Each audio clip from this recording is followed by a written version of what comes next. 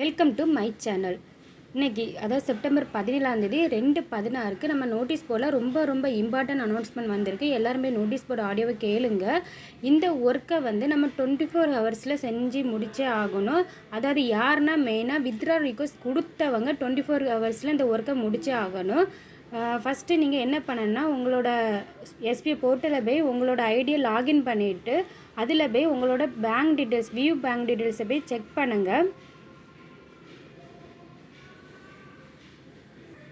எதுக்காண்டி பேங்க் டீட்டெயில்ஸை செக் பண்ண சொல்லியிருக்காங்கன்னா சில மெம்பர்ஸ் பேங்க் அக்கௌண்ட் ஹோல்டர் நேமும் அக்கௌண்ட் நம்பர் வேறையும் கொடுத்துருக்கீங்க. அதாவது யாரோட அக்கௌண்ட் நம்பர் கொடுத்துருக்கீங்களோ அவங்களோட நேம் தான் கொடுக்கணும். இப்போ உங்களோட account number bank account number கொடுத்தீங்கன்னா உங்களோட நேம் தான் கொடுக்கணும்.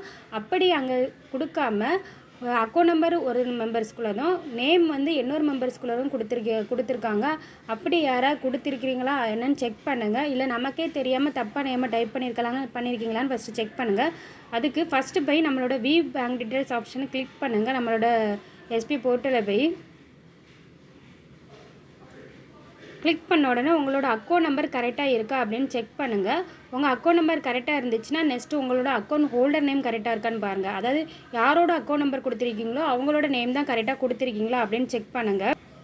இப்போ நான் என்னோடய நேம் தான் கொடுத்துருக்கேன். அதாவது என்னோடய அக்கௌண்ட் நம்பர் தான் கொடுத்துருக்கேன். அதனால் நான் என்னோடய நேமே கொடுத்துருக்கேன். அதேமாரி நீங்கள் இப்போ உங்களுக்குள்ளே அக்கௌண்ட் நம்பர் கொடுத்தீங்கன்னா உங்களோட பேன் கார்டு தான் கொடுக்கணும். இல்லை உங்கள் பேரண்ட்ஸ்குள்ளே கொடுத்தீங்கன்னா அவங்களோட பேன் கார்டு உங்கள் பேரண்ட்ஸோட அக்கௌண்ட் நம்பர் கொடுத்தீங்கன்னா அவங்களோட பேன் கார்டு நம்பர் தான் கொடுக்கணும். பேன் கார்டு ஒருத்தவங்களுக்குள்ள தான், அக்கௌண்ட் நம்பர் ஒருத்தவங்களுக்குள்ள தான், ஹோல்டர் நேம் ஒருத்தவங்களுக்கு கொடுக்காதீங்க.